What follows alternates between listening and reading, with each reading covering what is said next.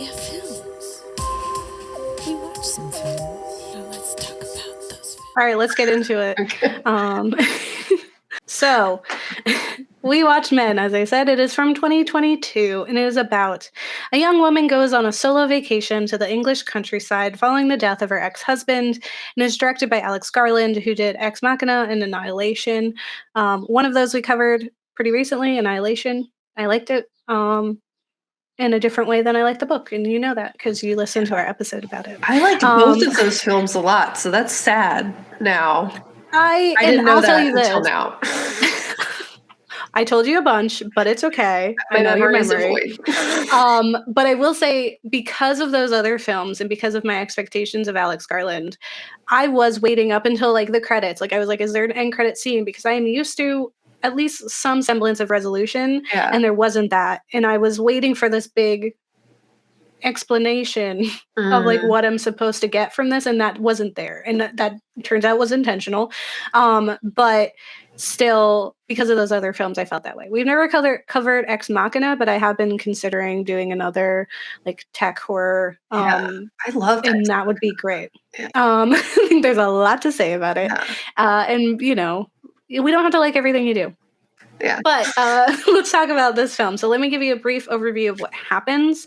And then I try to parcel out things that I wanted to elaborate on. Yeah. So bear with me. There will be spoilers, but I will give a sufficient spoiler warning, and I will make sure to link it in the our show notes. If you're watching on YouTube and anywhere, I'll make sure it says like, here's where spoilers start, and then I'll also indicate where cat section starts, so you can just skip ahead to cat section. Yeah. So if you intend to watch it, but if you don't intend to watch it because you're like, people told me don't do that, totally fair. Listen to us instead. Yeah. And that's all I gotta say. So what is this about? So Harper, our protagonist, seeks refuge in a tiny hideaway town to escape a recent tragedy because her ex-husband has died, and it is complicated. Yeah. It's uncertain whether he killed himself, but having bore witness to his death, Harper has a lot to work through. Although it does feel very background to what this overarching idea is supposed to be. And this beautiful country house should be the perfect place for her to find herself again.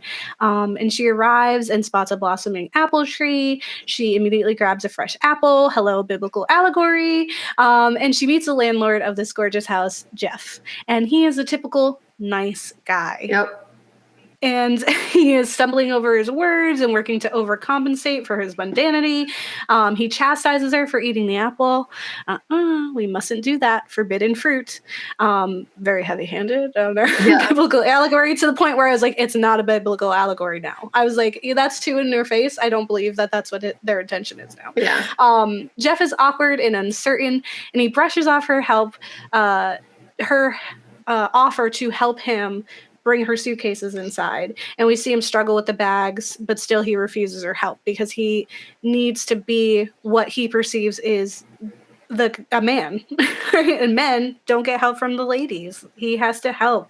And so that's like his personal tragedy and interaction with what the patriarchy is, essentially. Toxic masculinity. It hurts all of us. There are a few moments of unsettling fear in this film. There's a discomfort that comes from being stalked that we see in the beginning because Harper has this uncomfortable encounter with a strange person living in a tunnel. He's naked and pursues her through the woods as she frantically finds her way back to the house. The horror was in these next moments with this man like lurking outside. Yeah. And having this woman so utterly alone and vulnerable in this unknown place with a nude man wandering around outside was really upsetting. Yeah. And that part really was genuine horror for me and was substantive. Yeah. It was like just exploring this was enough. And then like on the side, we could talk about how like she's working through her trauma. Yeah. And there was another like alarming thing is that she doesn't have the address memorized and her friend doesn't already have the address. So she's like going off to this countryside place and people don't know where she is really. And I was like, that's a big red flag. Like as a woman, femme-presenting person, you don't go places alone without telling people. Yeah. So that was like scary. It was like, no one knows where you are. Oh my God. And there's like little hints of horror. There's like, the fact that like she's on the phone with her friends and the call gets disrupted, but it's not like a normal disruption. It like distorts into a face, the same face that we see a lot. And that's like, it starts to get really spooky. And I was like, wow, that's cool. I was like excited for that. It just doesn't. I liked it at first. It was just the rest of it. Yeah. And yeah. When Harper does make her way to the town, she encounters more insidious men and a boy, all played by Rory Kinnear. And each man is more disgusting than the last. And just a funny anecdote here is that I watched this trailer a bunch of times. I saw a bunch of films in the theater and they would always play in the beginning, or I love watching trailers. So whenever I'd hear about them. So I've seen it, like, I tell you, like the third or fourth time till I finally like realized that, oh, this is intentionally the same guy playing all these different characters, and that they superimpose this guy's face onto this kid, because like the whole time I was like, is this me? Can I just not tell British men apart? Like, just like, I was like, they all look kind of same. They all kind of look like the same guy. Is that the same guy? And it literally took like 3 or 4 times of watching this trailer, the same one, before I was like, that's it is the same guy. That's on, you did that. Yeah. You did that. That's okay. This is not me. This is not me. I didn't do it. Yeah. I could probably tell them apart. So that was really fun for me to be like, okay. It was really the little boy. I was like, that's a weird looking little boy. It's because it's Rory Kinnear's face on there. But so that's like kind of the unsettling, and that's like the start, right? Yeah. So she's got a bit of a home invasion situation happening with this creeper, and then all the men look the same, which makes her like kind of an unreliable narrator, because she doesn't really remark on the fact that they all look the same. Yeah. And so what is she seeing, and why is she seeing this guy? Who is he? And why does he embody what all men are? I don't know. Yeah. Like every single man besides her husband is this guy. Just clearing that up. There are 2 other women in this film. One is on a phone most of the time. The other one is a cop who handles her business while the other one doesn't care. Yeah. Where she goes, does she live in this town? Does she see the men who all look the same? I don't know. She doesn't matter. So the cop is gone. Anyway, there's a big part of this that's like, there's a lot of layers of like, oh, men are awful. Here's some ways that they're that. And one big part of that is like victim blaming and like shame, expecting of like feeling guilty in a way. And it really comes from like, the horror of that comes from the toxicity of the men in the town, because each man seems ill-equipped to interact with a woman.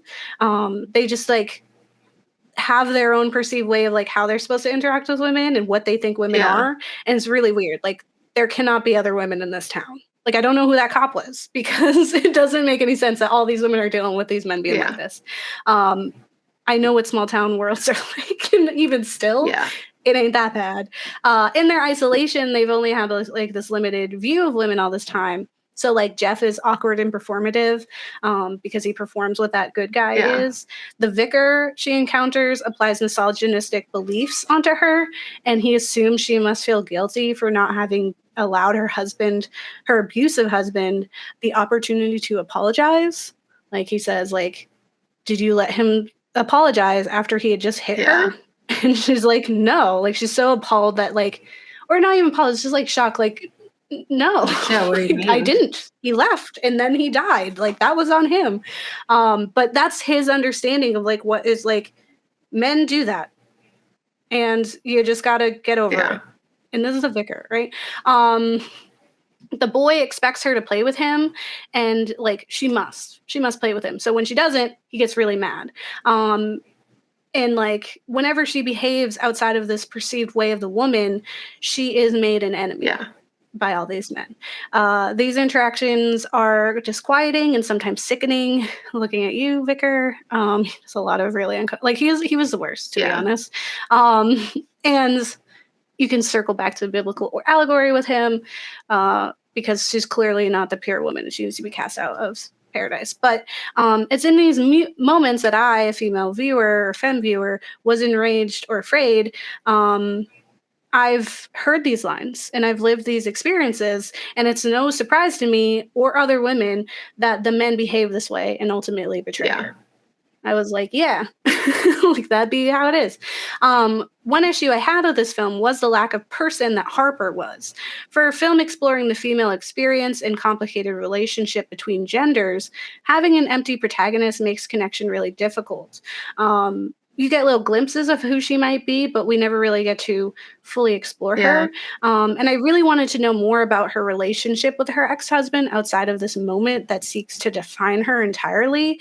And that's not to find like forgiveness for him or context of like, no, we get little glimpses. She has like a history of texts. The fact that she said to her friend, he's doing this, and she said, what is he doing now? Implies that he's been like this before. We know it's the first time he's hit her, but that doesn't mean anything. Abuse happens in all kinds of ways and generally builds up to something like that.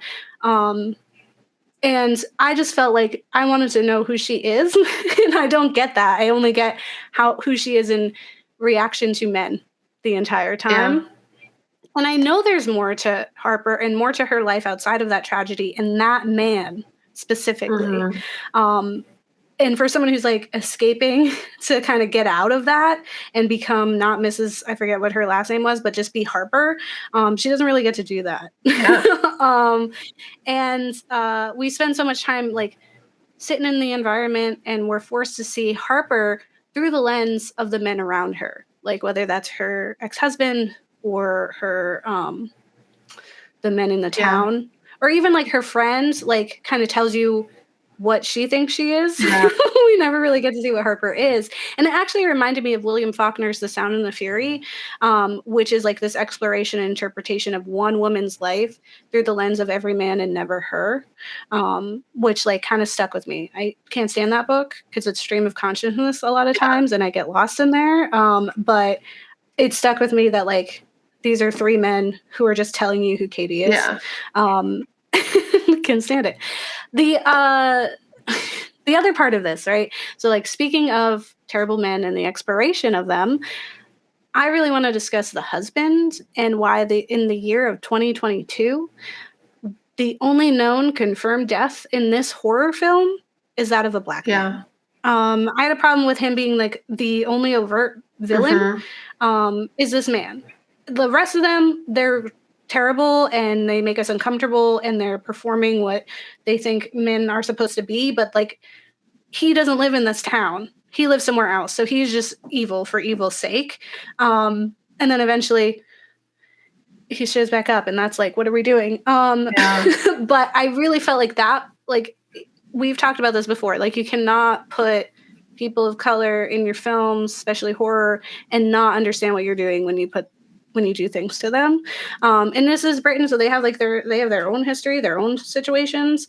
But he also had like kind of an accent, which makes me think he might be a foreigner, he might be an immigrant, which comes with its own baggage. Like that man has a lot that he's going through. And we just label him villain. He's the only death that we see, like 100% certain, because again, she's unreliable except for this situation. I just don't know why that had to be what it was. Just seems like ignorance, to be honest. And like we slowly piece together Harper's trauma throughout the film, and we learn that she is not a widow per se because she had intended to divorce her husband, and we learn that he's emotionally manipulative, like he threatens to unalive himself if she leaves him, which is incredibly abusive and manipulative, and she kind of calls him out for that. She's like, that's why I'm leaving. And he's just an easy villain immediately. And I think that's terribly complicated because are we meant to hate him? Are we meant to hate any of these men? Because I'm kind of like brought back to what we were saying in Black Christmas 2019, where we kind of like the supernatural elements to it and the absurdity of it kind of gave them like a blanket, like, it's okay, they're victims too. This kind of felt like that because the way that these men perform are really like absurd and over the top, where you're like, are you telling me that they're just victims of society too. Like, should we just file this under nature? Like, what are we doing? A discussion on slate.com titled Men Ending. 3 critics attempt to explain the 2022 movie's twist.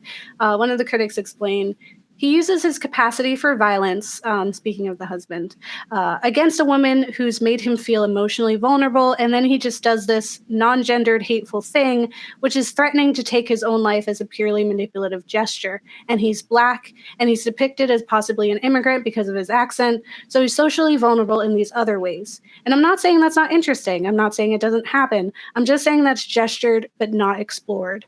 So you're left with this person who inflicts this grotesque set of traumas on the woman he supposedly loves, haunting the entire film, even though he's socially vulnerable too. It doesn't feel sympathetic. It just feels unresolved. And boy, does it ever. Yeah.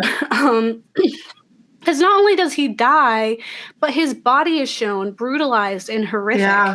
Are we meant, what, like, while I was watching this, I was just thinking, like, what are we meant to feel in that moment? And later, when this brutality is re-explored, it delivers even more questions. And the biggest being, why? Yeah. Like, why? What are you doing to us? Yeah. Well, that was like a big issue I had, because it's just like, we don't need to be doing that. Yeah, no, I mean, it's very real. And also, like, considering the history of, like, white woman victimhood, to have that be the dynamic is dangerous. Because it's not going to leave the viewer in a positive space. And that's just, like, messed up to do that to this man. It also is messed up for Harper, too, because she's been labeled this unreliable narrator, and the fact that, like, she sees this man with the same face and what she goes through. So it's like, are we even to believe what happened with him? Yeah. Especially with that white woman victimhood. Like, yeah, what is real? Like, is she the villain? What are, like, is it, should it be her? If that's what it is, then what is this film trying to tell me? Alex, what are you doing? Alex, what is the message? And if that's the message, even, like, in and of itself, piloting it as, like, a feminist film, that's dangerous too. Then, if that was the message, like, if that's the message we're supposed to take away, that she's the villain, actually, then, like, yeah, that's okay. It's okay. Alex, what are you doing? Okay. Okay. Let me step to the side for a second and explore something else. Because this is also folk horror. So there's, like, little bits of, like, folk tales in it. And I might take this out, but when I was watching this, I was thinking, like, folk horror really is like white people being like, we got culture too. And like, okay, hun. Like Midsommar, looking at you. Or the one with the bees that we never covered. Should have covered that. That's fun. Anyway, throughout the film, there is a statue or figure that seems to allude to some meaning. Seems to allude. Couldn't, maybe, could be just there. On one side, there's the face of a man with leaves growing out of him, like his face becomes leaves. And we see this later in the flesh. And on the other is a womanly figure, legs and vagina spread open. Yep. Just for the world to see. The leaf man is actually the green man, and he is a legendary being primarily interpreted as a symbol of rebirth, representing the cycle of new growth that occurs every spring.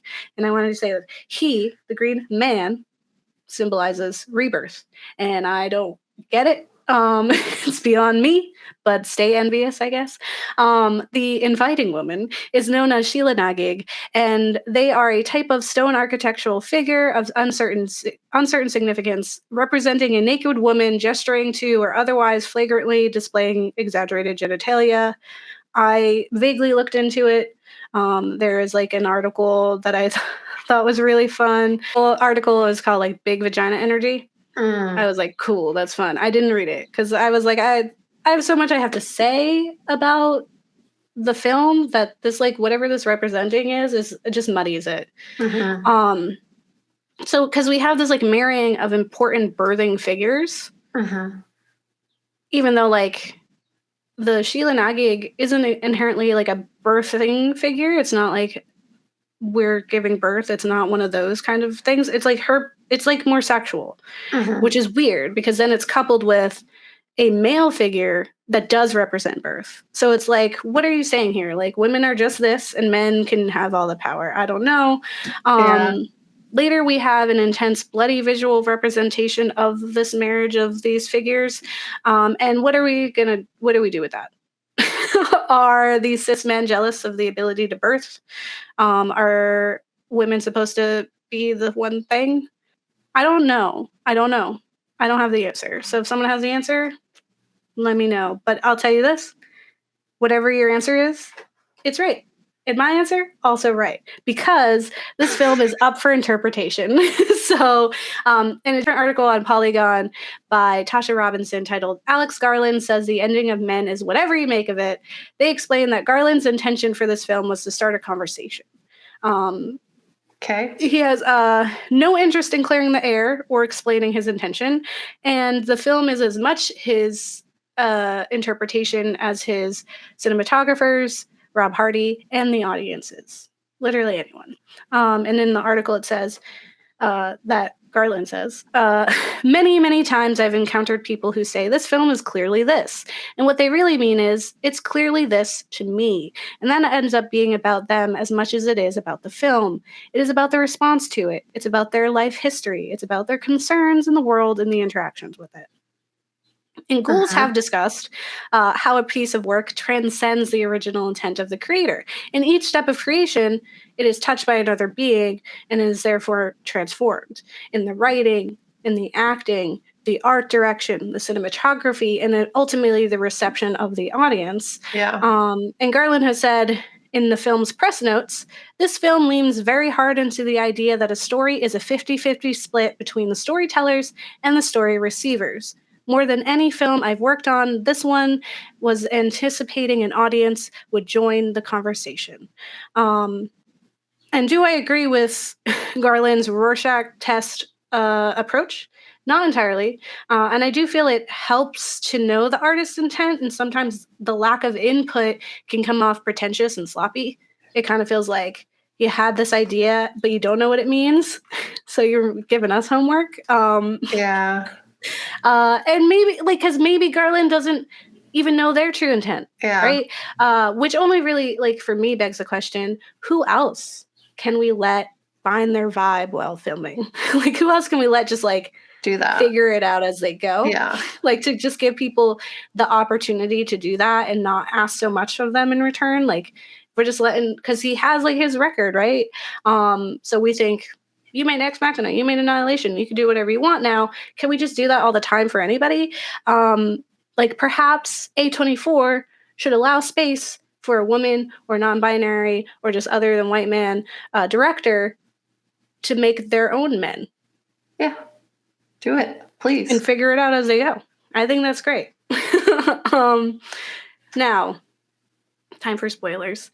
So you could go watch the film. It is and was in theaters. I don't know if it's still there. That might not be accessible. I imagine just in the state of the world where people aren't always going out all the time, that it being available on demand or on like HBO or something becomes more accessible. So maybe that'll happen. I need all films to do that. I still feel I'm still mad that I had to leave my house. Like, I would pay $20 or whatever the heck movies cost to watch stuff in my house. And they should allow that as an option. Like, if the whole thing is actually like, we're worried about money, then charge the comparable amount at home and then just give it to those people as if you went in person. Mm-hmm. I would pay for it. Yeah. It makes me mad that they don't offer that as an option. It's also like one of those artistic things too, because it's like what the Dune director was like, if you watch it on your TV at home, it's like riding a motorboat in your bathtub. I quote that all the time because I think that's stupid. That is really stupid. I went back to my face so you could see how stupid I thought that sentence was. Well, first of all, talk about ableism. Yeah. Like, first of all, we're in the middle of Panini Press. There's a pandemic out there. It is saying, like, literally as long as dangerous. you have the ability to leave, like, some people can't, and maybe they would enjoy your film on their TV. Maybe their TV is big. Maybe your film should be good enough that it could be viewed anyway. Yeah. I think that's true. Ableism. Continue. All right, let's talk about the spoilers. So, like I said, go watch it or watch this and then watch it. Maybe that'll help you it won't help you make sense of it, but maybe you'll feel like you're watching it alongside of us, and you'll feel seen in a way that this film does not make you feel that. So the bulk of this film is quiet and unsettling, and it is always looming on beautiful foliage, and you're listening to irritable, confused men, and that's like most of this film. Yeah. And there are parts where I was like, this is kind of decent. There's other parts where I was like, I'm falling asleep. Because it's like, it is an art house film. And I remember, Kat, when we left the theater, you're like, maybe art house is just not for me, which is allowed. You're allowed to not need it. Totally okay. And also, they're allowed to exist. Yeah. We could live in a world where both of these are allowed. I am fully aware that some things are not made for me. And if anything, that's probably good. Yeah, let them exist. I won't partake, and that's fine. Or I will partake, but then just be like, I get it, it wasn't for me. Yeah. And then not have mean opinions past that point. Yeah, more people should be like that. This wasn't made for me. Okay, cool. Let it be for somebody. Yeah. I'm sure it is. I'm sure someone loves it, and I'm sure someone hates it. And me, I'm like, what were we doing? So here we go. Yeah. So the film is pretty fine. I would say it's okay. And then we get to like the last, 15, 20 minutes of the film, which is crazy. It's the last 15, 20 minutes when it remembers that it's a horror film. So it is very gory, and there's like body horror galore. So if you have a weak stomach, take my word and do not watch it. You can just listen to me talk about it. You can listen to other people. Just don't watch it. Or maybe watch until the last 20 minutes and leave. That's allowed too. You get about the same amount from the movie. You will. You will. So. You will, trust me, the ending will not fix it for you. You will not be missing anything. Yeah. So in the end, after encountering far too many uncaring and judgmental men at a bar, an angry Harper rushes home. And the film takes a turn into home invasion, like hardcore. Initially, Harper reacts as any horror final girl does, and she screams, grabs a knife. She's shook, confused, upset, and a man runs at her for no reason, like full force, and you're like, no. Like, why do you keep leaving the door open? Like, you leave the house, the door is open. Why are you doing this? You're like inviting things in. Like, what are we doing? It's like any suburban person's like, I don't lock my. I'm like, you should. That's why locks exist. No warning system. Like, she does not have those things in her. The way that you didn't tell your friend. You didn't take pictures of what your landlord looks like. Like, the friend also never saw the naked man. Like, if it weren't for the cops being like, we arrested him, almost wouldn't have believed that he was real. I can't. Yeah. Leave that door open. It's like, just because it's never happened to you before does not mean it couldn't ever. Like, people should just have more preemptive, not fear. I don't want people to just like live their lives in fear, but it's like really wild to me that it's like, just because it's never happened doesn't mean you shouldn't prepare for the fact that it could happen. Yeah. Within reason, of course, but locking your door takes 2 seconds. And like there's an active threat. There's a man. You've had reason to want to lock your door. You've had scary things happen. Naked man just walking around, and your immediate instinct when you enter this building after that minute, that was in the first 10 minutes, you're not like, maybe every time I go near this house, I should lock my door. Like, this is not the house for me. Yeah. This is not it. I have to go. Honestly, my mental health is already on like a thread. I would have immediately left. Man brings my bags in, I get weird vibe. I'm like, I'm going to go. Yeah, like, I tell you what, if I get Airbnb, and the person who's like bringing me in there, like, there are too many horror stories of them putting cameras in places. Like, if I'm getting a bad vibe from you, I'm not going in there. I'm sorry. Listen, this actually isn't going to work. Like, you got to trust your instinct. You got to trust your gut.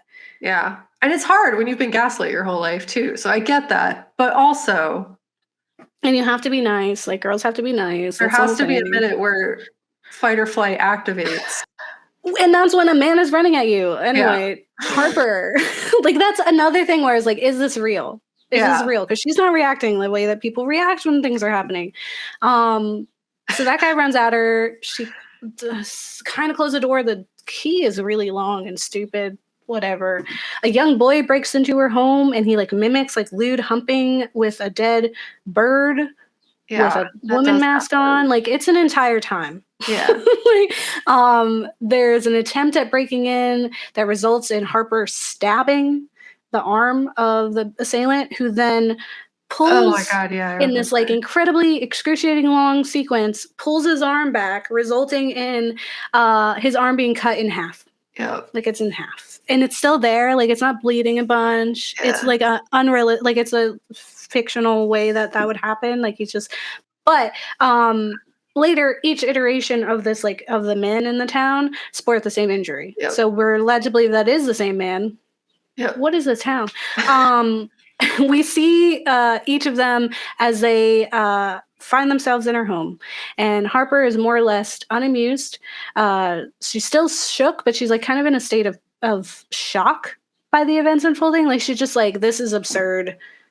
Oh, you now? Like, there's a lot. Like, when the vicar corners her in the bathroom and he, like, superimposes his lustful, like, disgusting desires upon her, like, he's blaming her for his thoughts.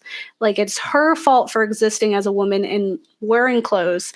And it is her fault that he is wrestling with his own evil. Because he's not supposed to. He's a man of God. He's supposed to be fine. And it's her existence is ruining that. And it is her fault.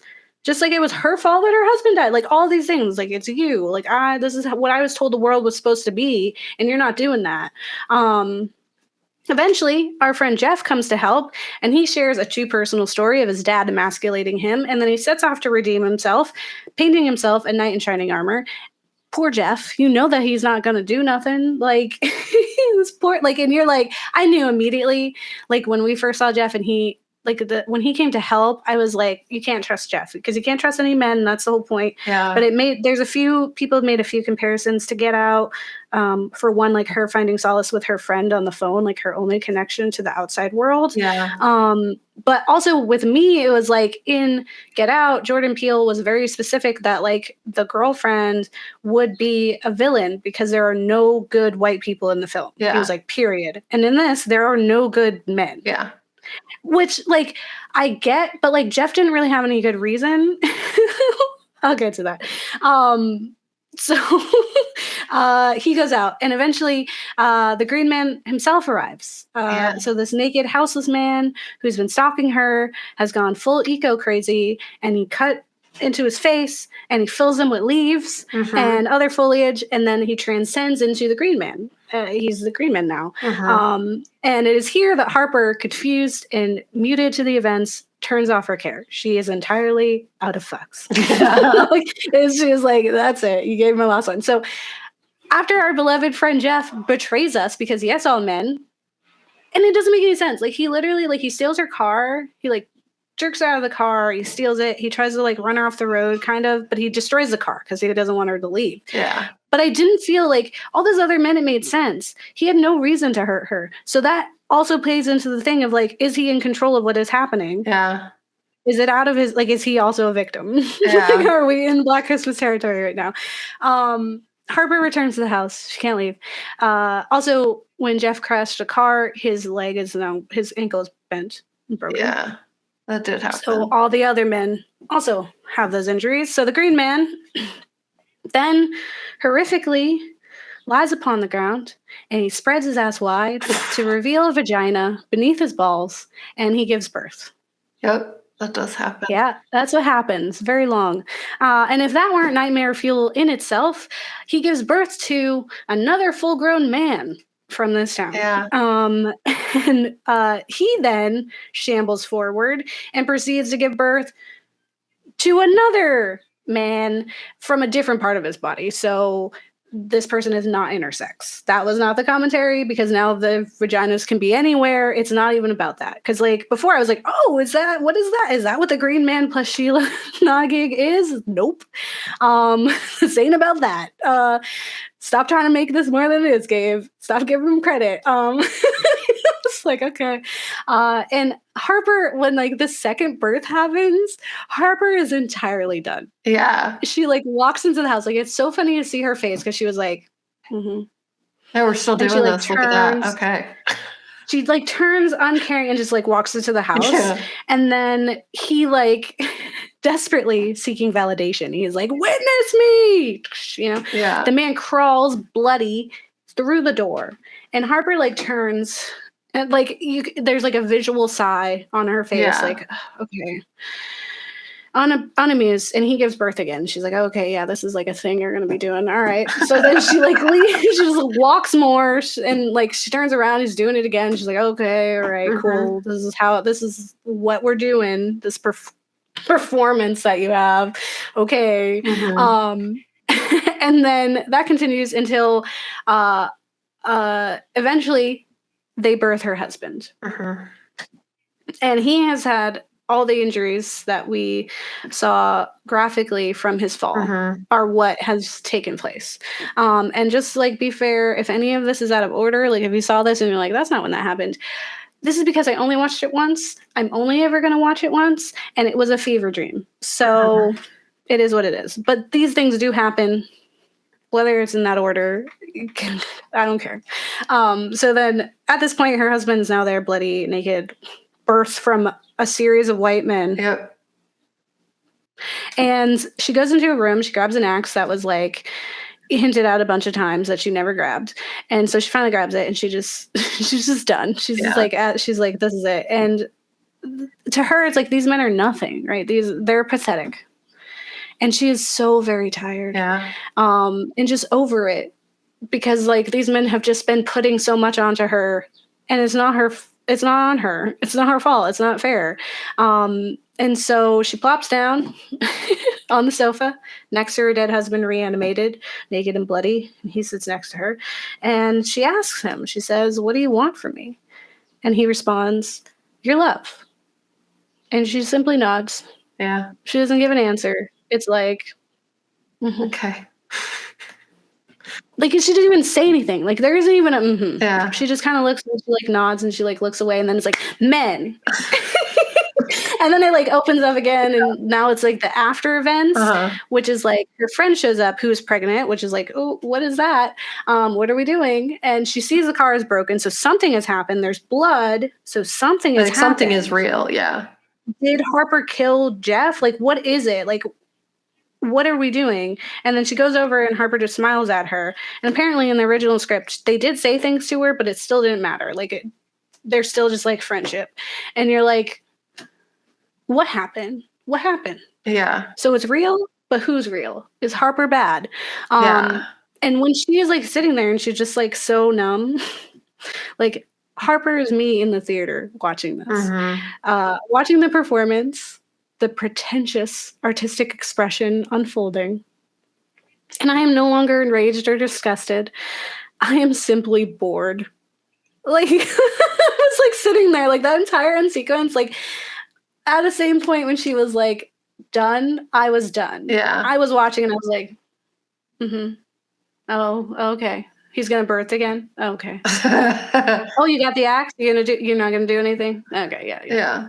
Oh, he wants your love? They all want something. Like that was me for the rest of that. And I was like, that's okay. That's enough for me. Yeah. That's my experience. So feel free to share yours, because guess what? They're all right.